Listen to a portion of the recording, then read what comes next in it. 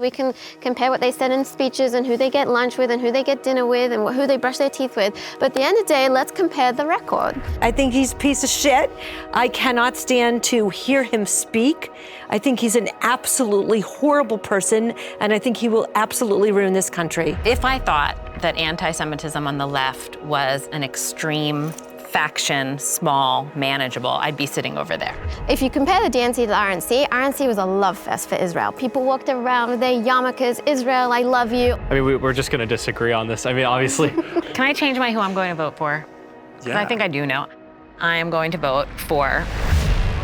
Traditionally, Democratic presidential candidates have relied on the Jewish vote. This year, things are more complicated. We don't win this election, Israel, within a period of 2 to 3 years, will cease to exist. I will always work to ensure the safety and security of the Jewish people. In this episode of Swing State Debates, I'm in Pittsburgh to ask Pennsylvanian Jews from across the political divide which candidate will be best for their community.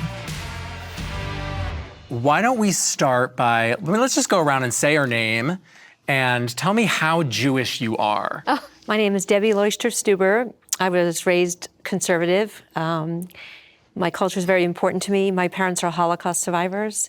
I am Jeremy Kazaz. I live here in Squirrel Hill, and I would probably say on the scale of how Jewish, very Jewish. Belong to an Orthodox shul and started a nonprofit to combat anti-Semitism within politics. So that'll usually do the trick. I'm Cheryl Moore. I think I'm also really Jewish. I'm not sure, though, about my bona fides. My father was English Protestant. He converted to marry my mother. My mother, who was all Jewish, was really not that into it, but I was always really into it. So somehow, out of those two parents, I became really very Jewish, loving Jewish, embracing Judaism. My children are very Jewish. Yep. I'm Rona Kaufman. I'm very, very Jewish. And I've always felt that way. And my parents are Israeli, and I grew up in an Israeli home in an Israeli community in Philadelphia. My grandparents were all Holocaust survivors. We were not religious, but we did the major holidays. I went to Jewish day school for a little bit. Josh? I'd say I'd fall between reform and conservative. But I think I'm definitely really Jewish. We're ethnically Jewish. I think just being a Jew is such an honor. It's a privilege. I would say I'm really Jewish for that reason, fully. So yeah. I was born to a very secular Israeli family.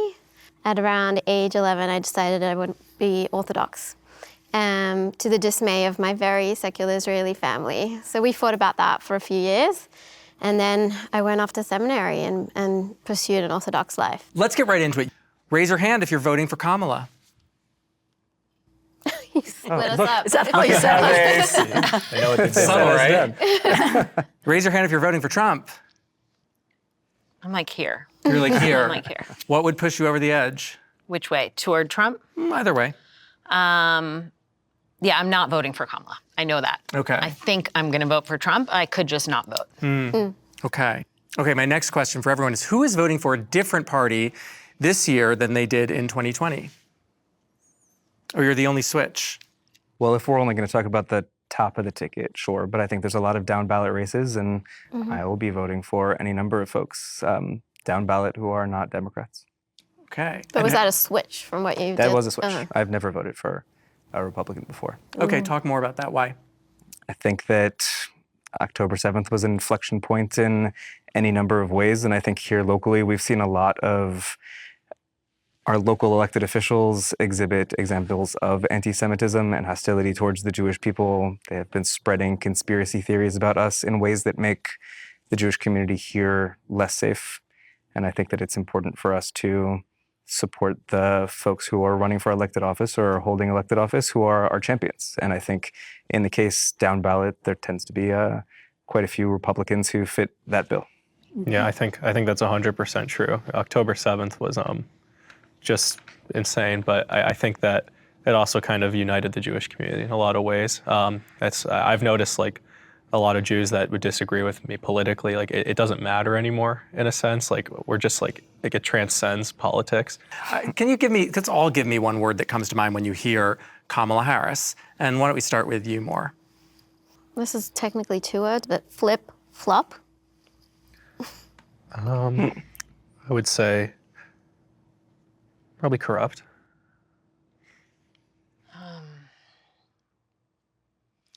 Naive. Inspiring. Prosecutor. Integrity. Okay, now let's do Donald Trump. We'll start with you.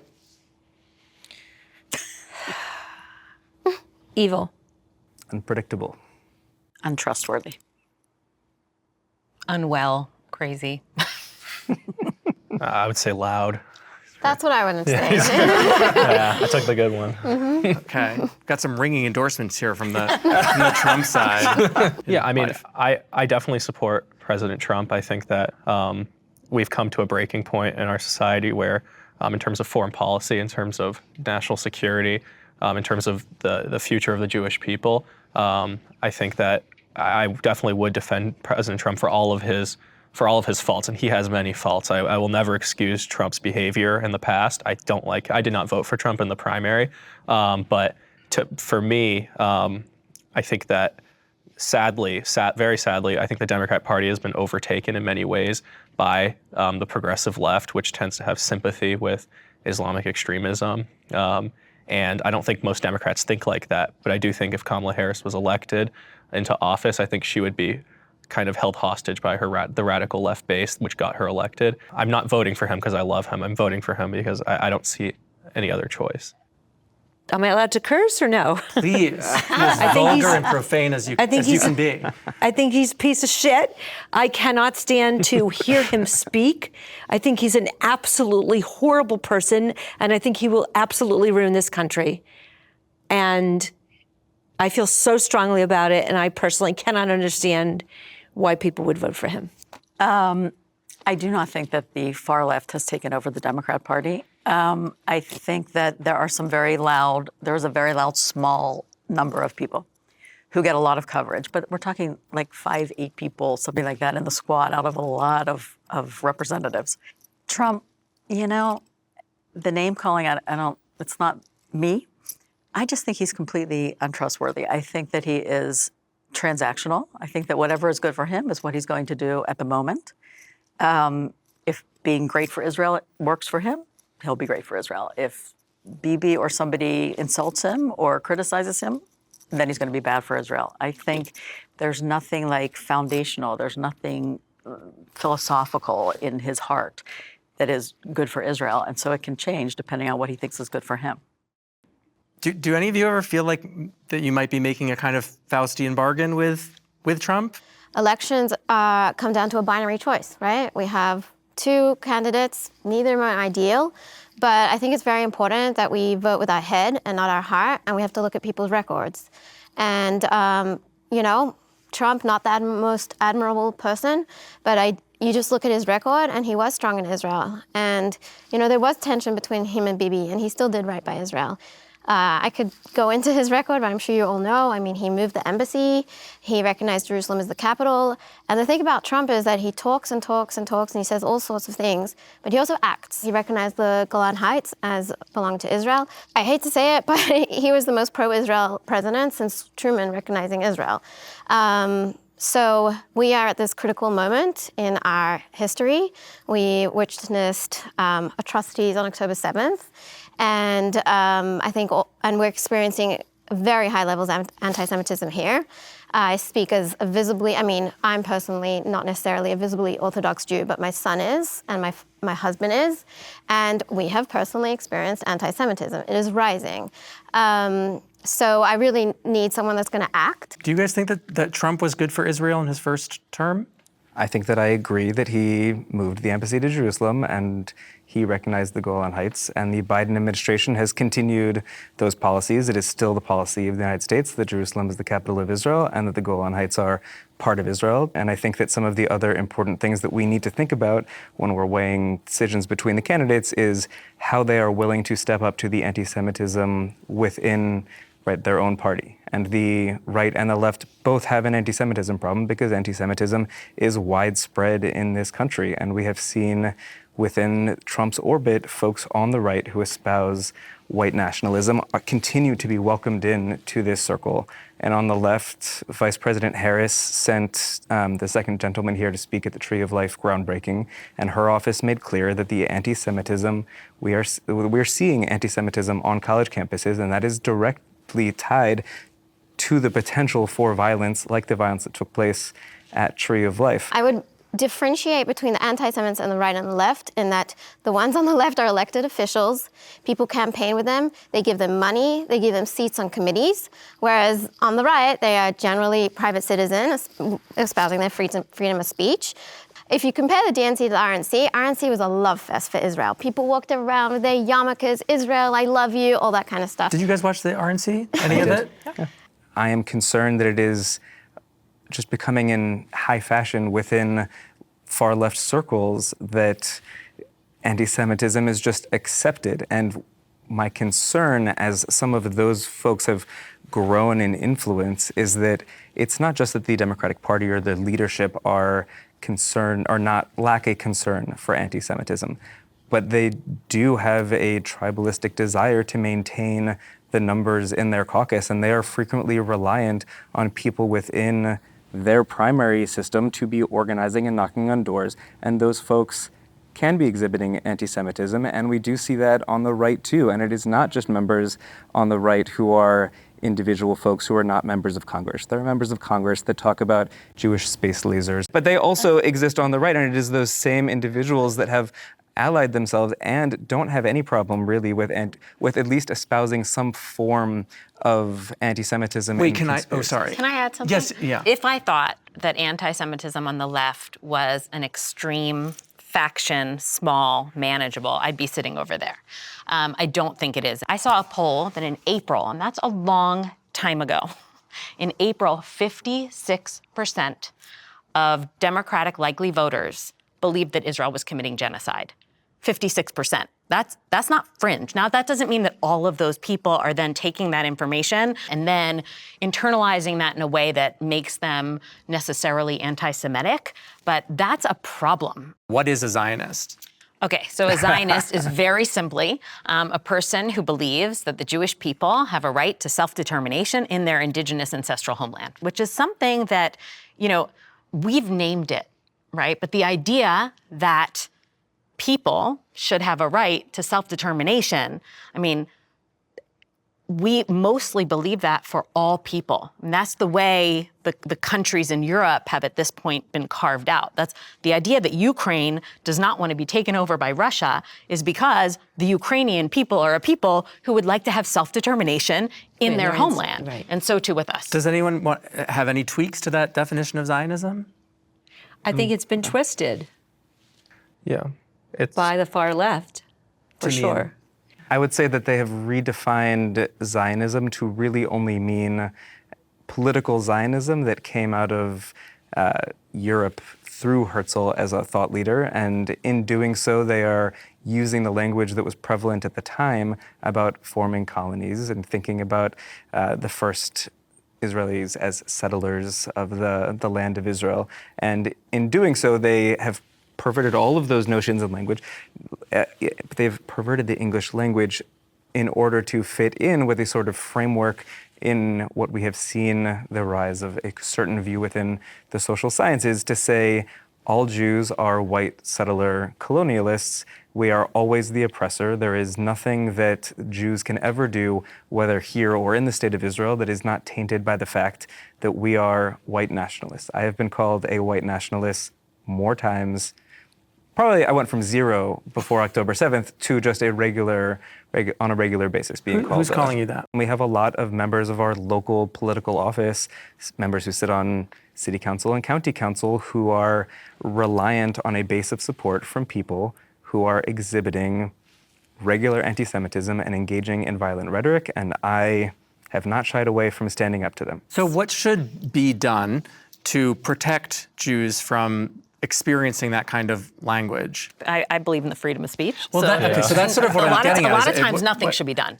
But what you've complained about is being called these things, so. Oh, no, but like I it, but you can recognize live their with it. right to do those. I'm just saying that these individuals have decided that they get to define Zionism, and they've defined it in a way that they are then painting me into this picture. They have a right to do so. I just think that intellectually their thought process is deficient. Some people are more of a one-issue voter. I mean, I'm not just voting having to do with how strongly the Republicans or the Democrats are or aren't fighting against anti-Semitism. I'm voting for many, many issues. How would you vote if you were voting only on anti-Semitism or Israel? I was going to ask more the same thing. If Trump was not a supporter of Israel, would you vote for him? Well, I So it's wouldn't. based I don't on- think more. Of course I don't not. think either of us You would. wouldn't. Okay, so to me, you're a one-issue voter. I have to really sit down and study all the policies. I tend to prioritize Israel and anti-Semitism. There are other conservative policies that I stand by. I'm a fiscal conservative. I definitely align with Trump's fiscal policies. But like I mentioned earlier, I feel like I can't care about any of those issues if I'm not alive, if I'm not safe. And I think that Jewish survival, Israel's survival is at stake. So I think you have to at least also include the extent to which President Trump has brought in folks from the far right who espouse anti-Semitism, and how he has at least who specifically? And he himself has. There's them. people on both sides. He's and meeting with Who has he them. He didn't say that. He this didn't is- actually say that, which is really problematic. I watched the video, What did she because say? Yeah, have you I watched believe the that entire- forever. that entire He did video? not say that. He specifically called out, which is crazy. The idea that I'm somehow defending Trump in this moment feels insane.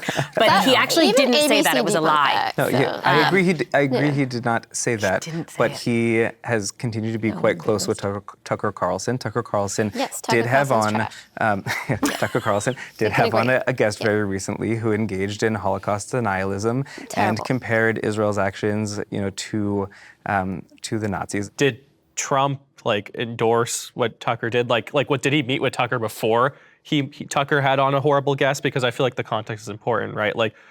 What's Trump, for example, Trump had dinner with Nick Fuentes, right? Right. White supremacist. Trump had no idea who he really was, and it's very clear he doesn't. And I believe that. And he's because Trump just, if he likes me, I like him. That's his whole thing. that was good. No, but Whenever appropriate. he had dinner with Nick Fuentes, and after that dinner, when he realized what it was, he condemned Nick Fuentes and pushed him out. And Trump, for example, has also kicked Klan members out of his rallies who have come. So I don't know the answer to this. So I'm just asking you, did he?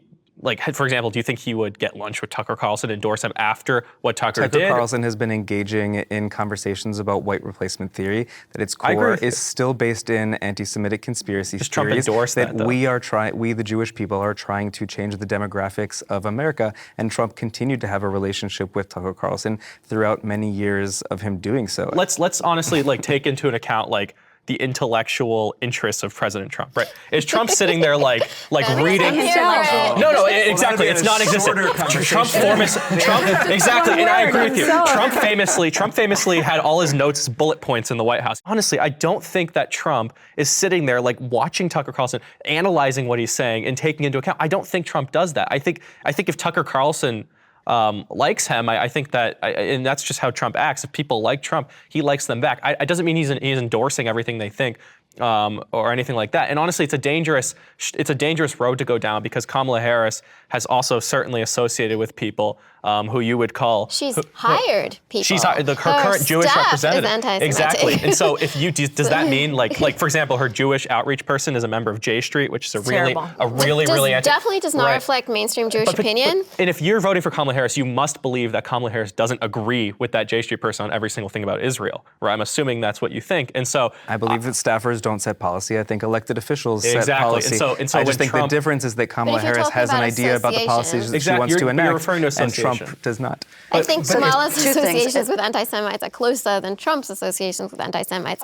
At the last Yeah. debate, when Trump said, if you don't elect me, if you elect her, Israel will be gone in 2 years. Israel will cease to exist. That was a dumb thing. He shouldn't have said that. Was Trump anybody says else stupid things. offended? Did I anybody think else it's a- want them to it's a push stupid everything? thing. Why did that offend you? Israel's this has nothing to stand on. Israel's this weak state that needs Donald Trump to continue existing. Israel is existentially threatened right now. And if America is not supporting Israel, we do not know that Israel is here in 4 years. That's real. Whether he thinks that she would withdraw support is a different question, but that's real. So Do you agree with that? I feel that. He does do a lot of, like, it's true, he did do some fear mongering there, and I totally agree with you on that. But I think, I guess, like, you're fully correct. I just want to be clear, like, Trump does say a lot of stupid things, and like when we're voting for Trump, it's not an endorsement of everything that Trump says. But sometimes you just have to look at the underlying meaning of what he's trying to say. And what he's trying to say is that he's a big supporter of Israel, and Israel will be a lot more successful in their war efforts, in their political and military goals if Trump is in charge. One of the policies that didn't come up yet when you were giving a long list was the Abraham Accords. And the Abraham Accords have been a huge, an unbelievable success, and we've even seen how those relationships have allowed Israel to be safe from the attack from Iran during the war. And I think that if any other president throughout history had negotiated those agreements, they would have gotten way more credit than Trump has received. And just keep in mind that there's a war raging in the Middle East right now, and the accords have held up. Nobody ever says, good job, Trump. You know, they just attack him for a million other things that he doesn't do so well. But that helps Israel's security. I was watching Kamala meet with the Black Journalists Association in Philadelphia. All of the questions were kind of softballs. They were smiling and very happy with everything she said until it got to Israel. So they asked her, you have said that Israel should be able to defend herself and that you will make sure that happens, but that how she defends herself matters. How do you differentiate between defense and aggression? And she said, let's go back to how this all started. On October 7th, Israel was invaded across a border. It is absolutely self-defense, and sometimes you're aggressive in self-defense. And they said, but what would you do differently than Biden has done? And she said, I philosophically feel the same way that Joe Biden feels. I believe that Israel has to be able to defend itself. I believe the Palestinians need self-determination and a two-state solution, but what needs to happen now is the hostages need to come back. We'll have a ceasefire. And they said, can America really help facilitate a ceasefire and a two-state solution when we're Israel's ally? And she said, yes, of course. She said, I don't see any contradiction there. She was very good. And every time I've heard her talk about October 7th or the current war, she goes back to Hamas infiltrating Israel. She talks about rape in every single conversation she has about October 7th, which is crucial, which is extremely important. But when asked about an embargo, she won't say no.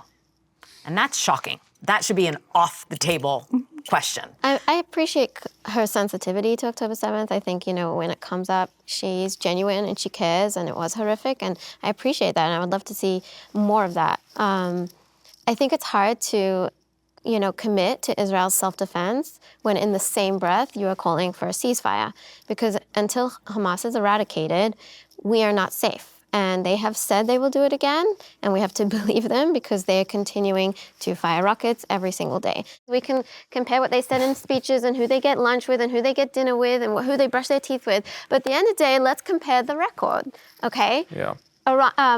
President Trump left a terrible Iran deal. He enforced sanctions on Iran. He cut them off from viability and, you know, growing. And then Biden came back in and, you know, took those sanctions away, gave them $16 billion.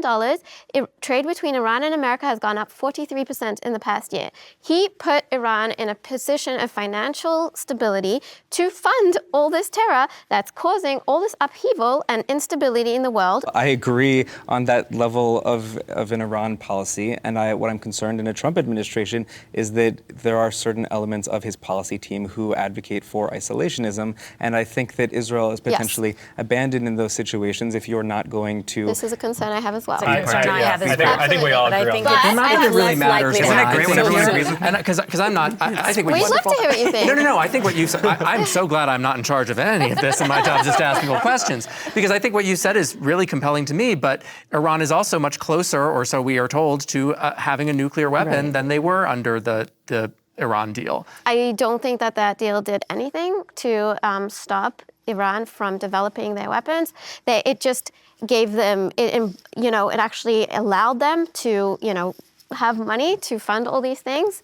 And I think that's a really strong underlying problem of all the terror and all the, the instability that we see in the world. So, Trump, wasn't my first pick, but in a binary option between two people, one that's been weak on Iran, one that's strong on Iran, I'm going to go for the one that has been stronger on Iran and has weakened terror. It's actions like this that Trump takes that break the norm, that's where he gains that respect. Like, he left the United Nations Human Rights Council, which is the most horrific, anti-Israel organization in the world. I think that, even most conservative leaders wouldn't have just got up and left.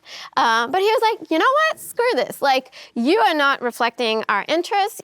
We give tons of money to you. You're not a worthy partner. You're not supporting our ally Israel. Goodbye. And I think most politicians would not have done that. So yes, he's nuts. He says crazy things. We can't rely on him and near a Twitter account. But he also does things that most politicians wouldn't do when he believes they're in the interest of America. I think it's worth noting within the JCPOA and in the run-up to the JCPOA, the Comprehensive Iran Sanctions and Divestment Act that Obama enacted was not just U.S. sanctions, but rather sanctions of a lot of the major markets in the world. And these multilateral agreements don't work when only one player moves out. So yes, if it's true, and if we're privy to all the intelligence, that Iran was in breach of that agreement, then the strongest move is for a U.S. president to work with the other multilateral partners to re-engage in the global process and enact those sanctions that under Obama got to the point that Iran's economy had completely collapsed.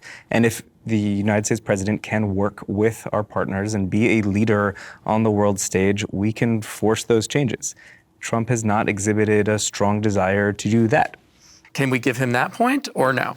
I think Will I give you that point? I think that's generally true. I just good job. I think in general, I think it's a lot world, more. We get all our allies to do exactly what we want to do. But when they don't yeah. do what we want, then we should still have the backbone to do what is right for our allies and for our country. Yeah. And I think that's what Trump did. All right, so in this next section, we're going to talk about left anti-Semitism versus right anti-Semitism.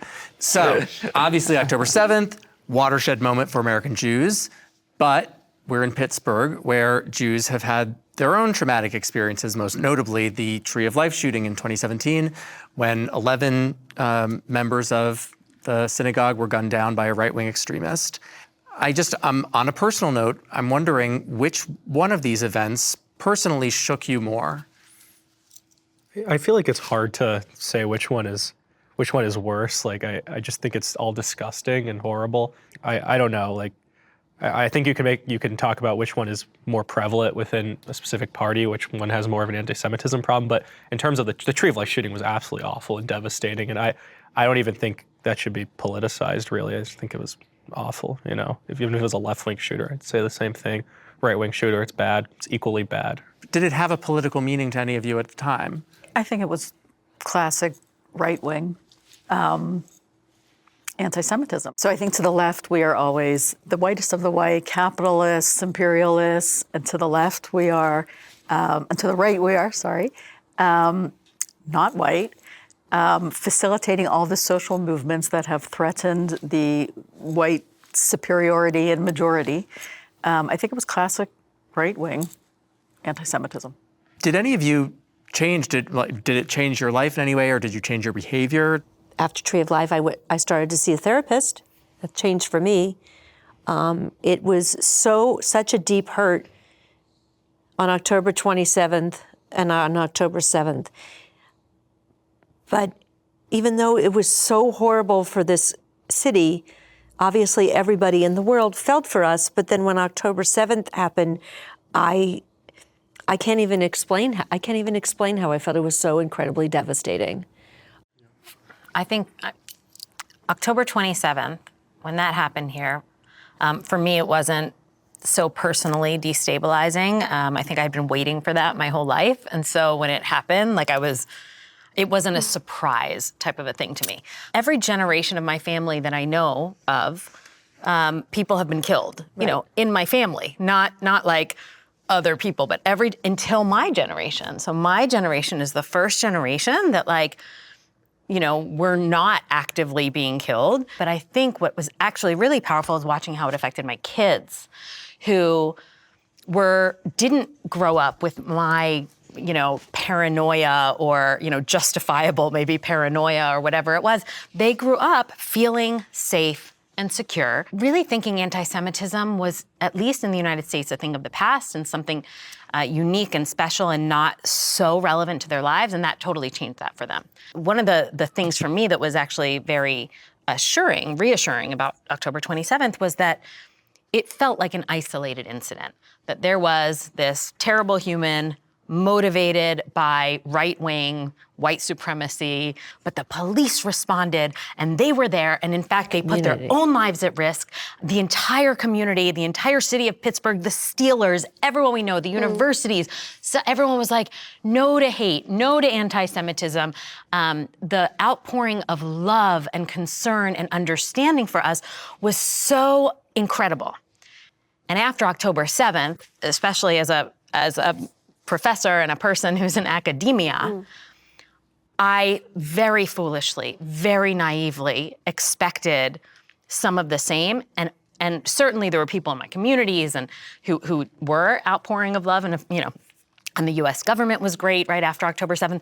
But in academia, within days, the vile anti-Semitic emails that were being sent across a feminist women's law professor listserv were so just devastating, devastating. After the shooting at Tree of Life, I was thinking, and I lost friends that I grew up with in the shooting. I kept thinking to myself, the community is standing by us, but it wouldn't be the same if it was about Israel. They're standing by, the liberals in the community are standing by us because this shooter was right-wing. But one thing that right-wing anti-Semitism has going for it. Oh, interesting sentence construction. Let's see how this one goes. For people who aren't terribly educated, don't know a lot about Israel, how Israel was founded, whatever, it's just a lot easier for them to say, oh, that's obviously anti-Semitism. Someone who's like, I hate Jews, going into a synagogue and killing a bunch of them. Whereas someone who says, oh, Israel is this colonial settler, blah, blah, blah, blah, blah, a bunch of academic language, I don't know, is it? Oh, that sounds bad. It's just a lot harder to recognize that for the average person as anti-Semitism than it is for someone who announces that they're an anti-Semite. That's why it's scarier. Well, I don't, then this is the difference, right?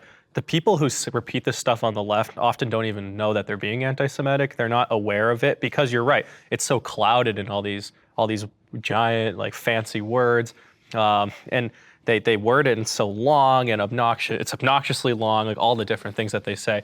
And so I don't think that most people riding on Pitt's campus, for example, are anti-Semitic. I don't. I just think they're in their hearts. In their hearts, they're ignorant. They're ignorant. They say I like Jews. I just don't like Israel, and they really believe that, right? But they don't understand that the people who are pushing this movement at the top actually are anti-Semitic, and they understand that in order to push anti-Semitism in American society, it can't come from the right, because everyone condemns the right-wing extremism. All of us will. Everyone will condemn it because it's so obvious and blatant, and it's actually coming from a place of hatred. So you have to figure out a way to manipulate people into pushing anti-Semitic propaganda without them thinking that they're pushing anti-Semitic propaganda.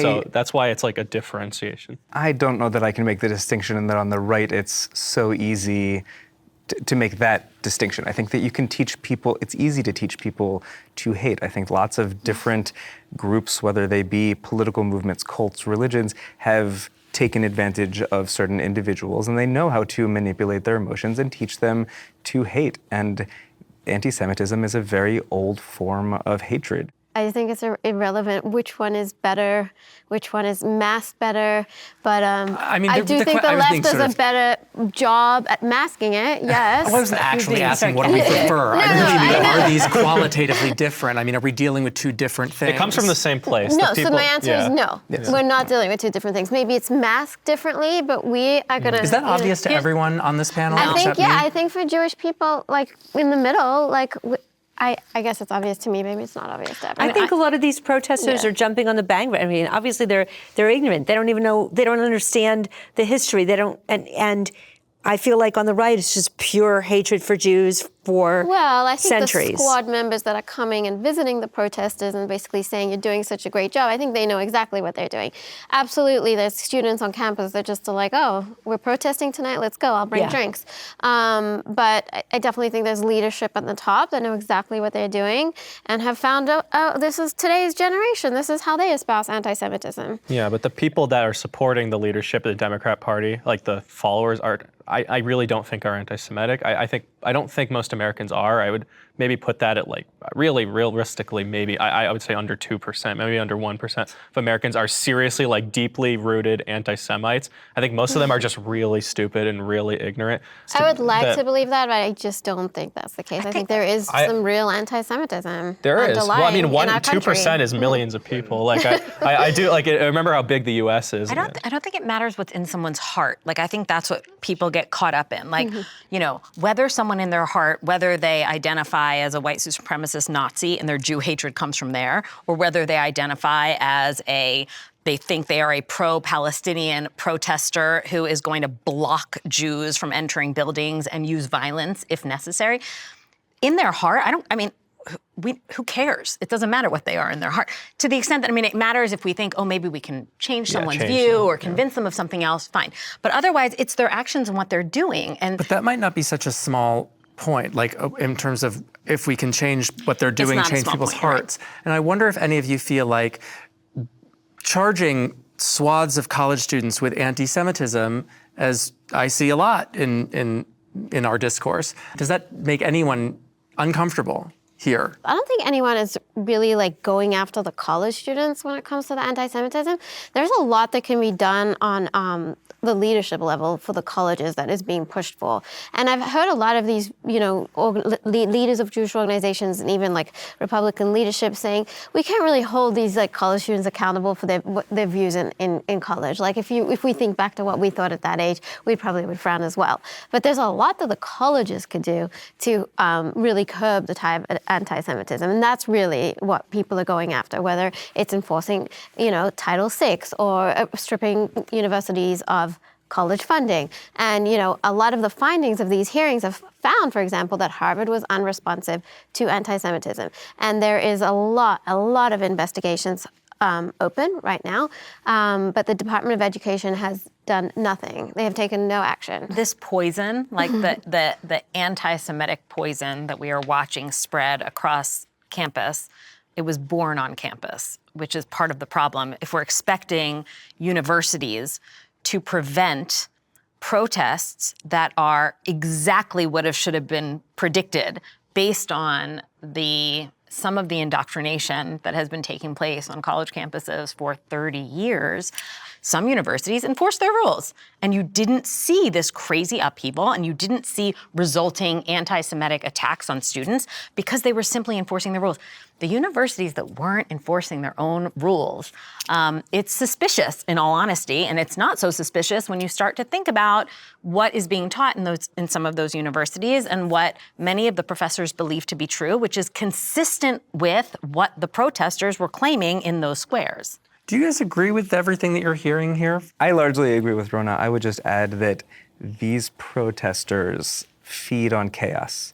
And so it is not always, I think, a question that is so simple, I think, from the way the university administrators may look at it to try to enforce the rules, because they are tireless and they will keep coming back and make it worse and louder. And I think I also saw incredibly alarming testimony from a lot of those university presidents on campus. But I have also seen how these types of chaos agents operate here in Pittsburgh, that they will show up in force over and over and give the perception to local county or city boards that they will disrupt them from getting any work done ever until they get their way. All right, this is our section on Jewish values. What are Jewish values? Who wants to start? I feel like we as the Jewish people and people of the book are grounded in rules of society and words and law, and understanding that those words have different meanings and we need to have conversations as a society to grow and develop. And I think the common law system, which is derived entirely from Talmudic law, is based on that same principle, that we have the United States Constitution and we have a court system that continues to understand those words and apply them to our society. I think you meant to say fairness. Sure. Yes? That I mean, does too. Well, no. No, I because then don't we mean get that. into this I don't realm mean of that because I social am justice. very much intentionally avoiding saying any of those things, because I don't think there is a value that you can apply. But to me, a liturgical tradition and understanding of the law is one of those things that is grounded in Jewish practice. I feel like you're all looking at me because I'm like the Orthodox Jew. But I'm taking it down to a really micro level, and I think it's basic acts of goodness and kindness. Do you guys here on this side think that Kamala Harris represents any Jewish values? I mean, we're just going to disagree on this. I mean, obviously, I don't think that Kamala Harris has much compassion for people, as much as the Democratic Party likes to say that she has a lot of compassion for people and she likes to do good by people. But yes, I'm not being hypocritical, neither is Trump. I don't think that either of them are particularly outstanding people that do anything. I think they're both politicians. I think it's very hard to find a politician that's truly devoted fully to the people and not doing it a little bit for themselves. And I guess if you're going to fully embody the religious values to the full extreme, and you're just trying to help other people and really do what's right and never be selfish, you're never going to find that in a politician, because you need to want to be elected, which comes with some type of desire for power. I think hope is a Jewish value. It has the to national be with anthem everything we've been through. of Israel's Hatikvah, the hope. Humor. But I think that Kamala embodies hope, and I think that Trump is about instilling fear.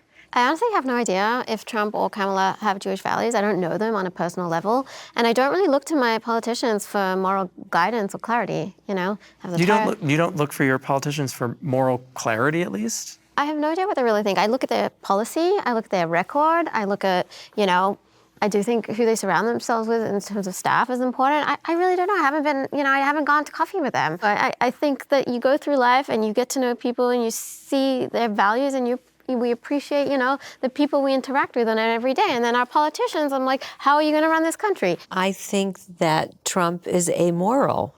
And I don't understand how anybody could vote for somebody who has no moral values. Well, I guess you can if you're not looking to politicians for your moral values. Now, of course, I don't know him either, and I don't know Kamala either.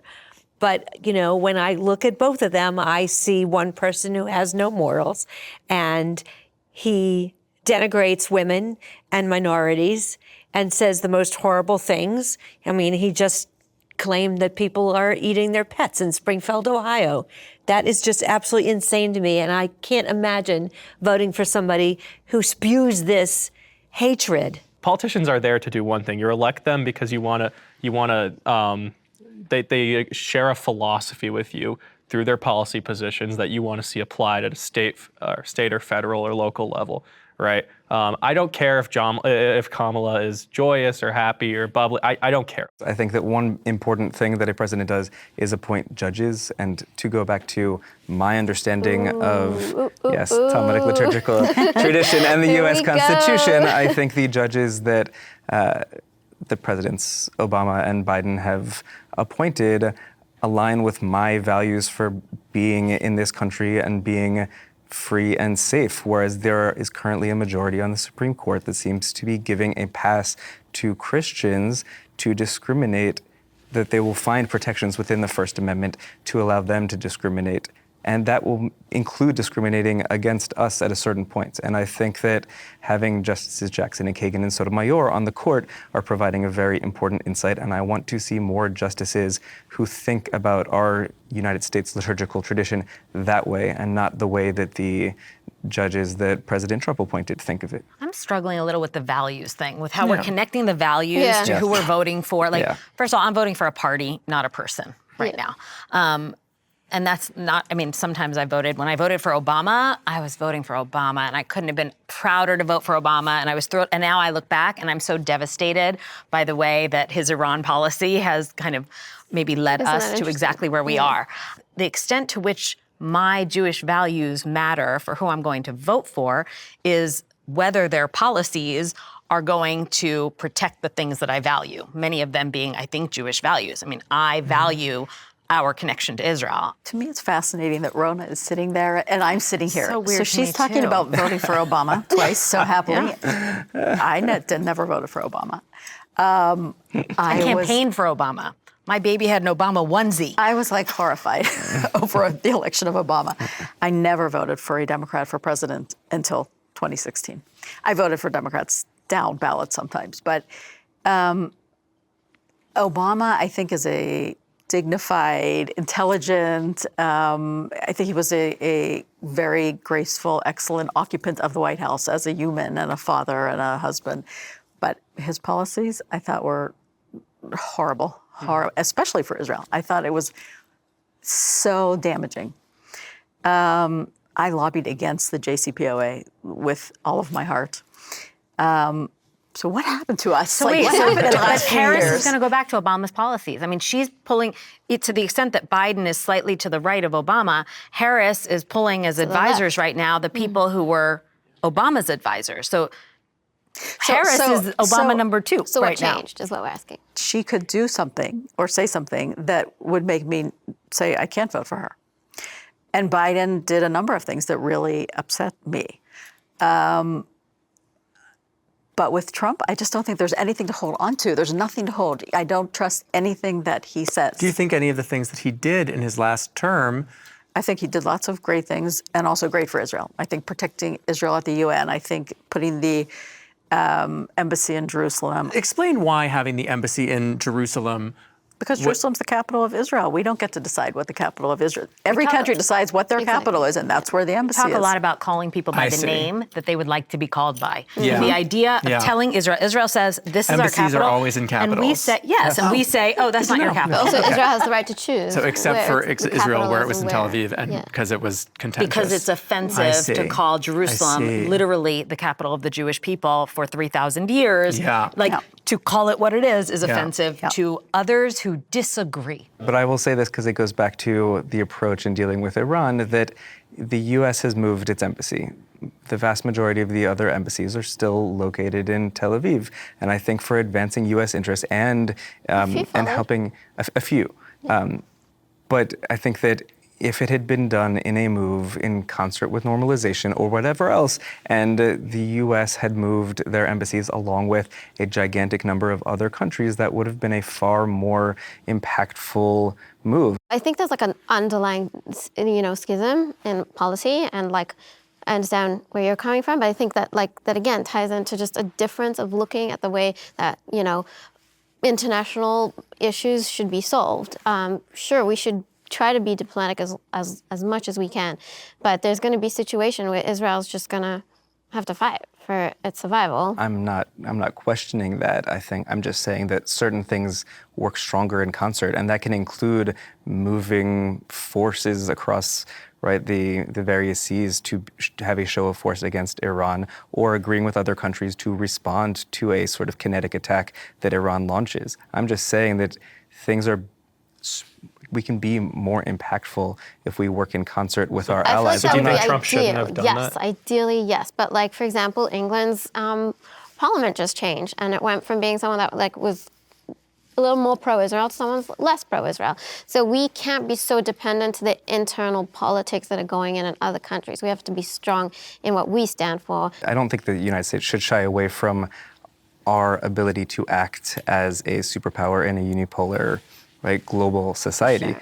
But I also think that historically, since 1948, there have been so many different administrations that have tried so many different tactics to achieve a stable long-term solution, and they range from economic sanctions or incentives and use of force and negotiations and land for peace, and nothing's worked, and we don't know which solution will be the We definitely know what hasn't one. worked. Mm-hmm.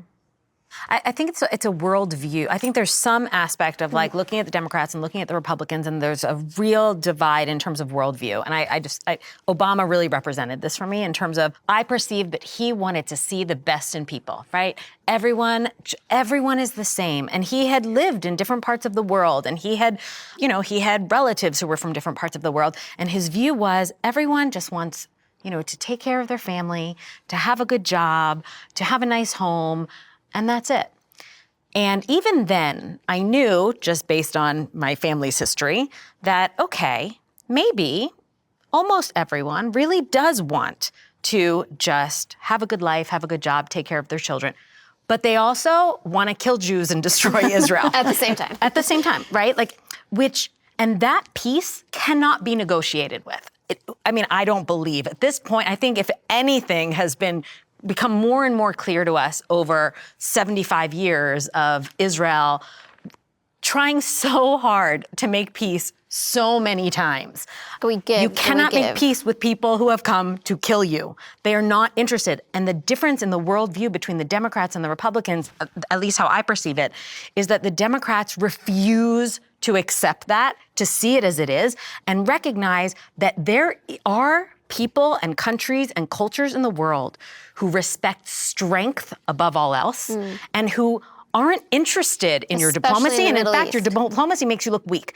And the Democrats won't see that, and the Republicans maybe take that too seriously for me, but yet, that's where I am right now, where I'm like, you know what, peace through strength. All this, give of land and bits here and bits there, and trying to beg for peace, please just live side by side with us in peace. Please just live side by side with us in peace. It has not worked. Has October 7th changed your worldview as a liberal in any way? Well, I really don't think a two-state solution will ever happen, and I think there's too many people who hate us too much that I just don't see it happening. And I always question in my mind how many of those people in Gaza are being brainwashed, and the kids when they learn, to hate Jews, and we're just growing another generation of terrorists. And I've never believed that a two-state solution will ever happen. And I unfortunately I don't believe that there'll ever be peace. I want it, but I don't believe it'll ever happen. I really didn't want to be the one to bring up the two-state solution, but that is part of Kamala's platform. And any time that Israel and Gaza is brought up, whether it's in the debate or in interviews, in the same breath that she cares about both sides, fair, and she brings up the ceasefire, she also brings up the two-state solution, which I just don't think is ideal at this point in time. As I mentioned earlier, we gave them Gaza, and look what happened. So right now, pushing the two-state solution, whether we talk about it, in future, fine. But right now, in the height of the war, pushing for that two-state solution is just rewarding terrorism. So that is another reason which I don't think she'll be best for Israel. I would just push back on that she's pushing for it as opposed to describing it in a platform. Unlike Rona, I did not support Barack Obama in his presidency, and when he started his... all sides and... I know, we move around. And when he was in the Middle East, and Hamas had just seized power in Gaza, and so we had a bifurcated, system of governance with one ineffectual, corrupt leader of the Palestinians in the West Bank with no authority to govern or sign a peace deal, and then you have Hamas that's taken over Gaza, and Obama came and he said, we really need to dismantle all the settlements and get back to the 1967 armistice line, and that is not not 1967, but the Green Line in 48. And in that moment, I was like, he was pushing. And I was like, well, there are so many things that would need to happen to get back to, the era where it did seem like there was someone who could sign a peace deal.